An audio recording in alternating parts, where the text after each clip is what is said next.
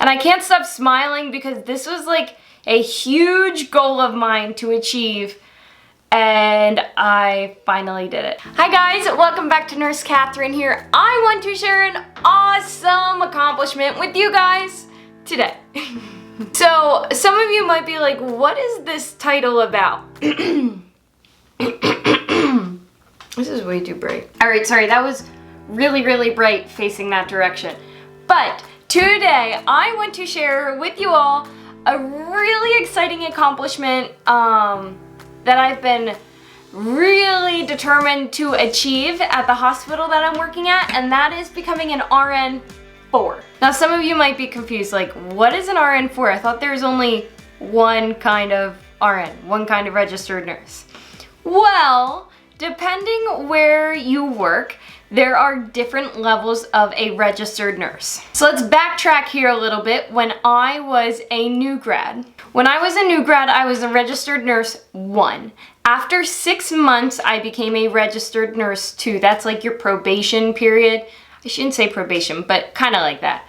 And then after those 6 months, I became a 2, which was a pay increase. This is like the best part about becoming the next level RN. So I became that registered nurse 2.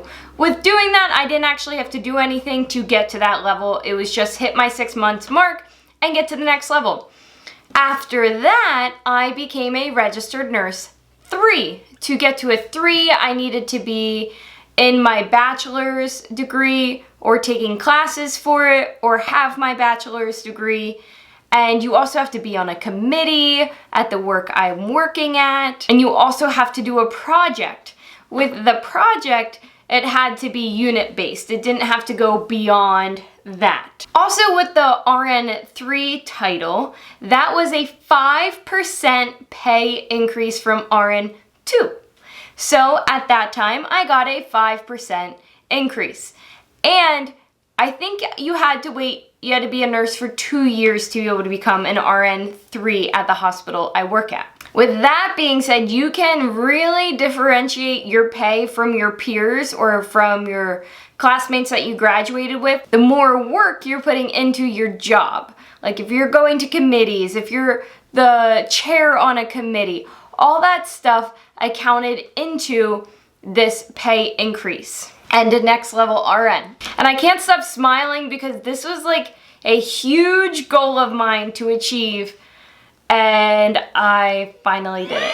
So I was a 1, I was a 2, I was a 3, and I just found out I am now a registered nurse 4. And let me tell you, it wasn't easy to become a 4. You have to be certified, so that's a whole test that you had to do. You have to have your bachelor's degree, which I also have. You have to be on, I forget how many committees. I was on 2 committees. I don't know if I need to be on 1 or 2. You have to do a project. Now, a big difference between a 3 and a 4 at the hospital I work at is the 3 project was unit-based. The 4 project was division-based. Now I'm down in the emergency room now, so I was like, I don't actually know what my division is because it's so huge down there. But thankfully, COVID helped me with this. The one thing COVID has helped me do is get to a registered nurse 4 because I was doing a project and teaching the entire hospital how to don and doff a PAPR, along with some other colleagues of mine. And I was able to use that with some extra stuff, some auditing scores to use as my RN 4 project. And a lot of you might be like, wait, I didn't think I needed to do all this kind of stuff to be a nurse at a hospital. Well, you don't. But if you want to get pay increases, this is how you do it, rather than just that yearly inflation pay increase that you get with your yearly evaluation, which doesn't even add up to the inflation that's happening in America. Now, I don't want to make it sound like money is the only priority here for me for capping up to a RN 4. Obviously, it is exciting because this was a 7% pay increase on top of my RN 3 pay increase that I had earlier. So I was an RN3 for about 2 years, and now I'm an RN4, which I just finally passed last week. So that's a 7% increase on my pay, which is huge. That is really big in the grand scheme of things. But also, what I am so excited about is that it looks great on a resume.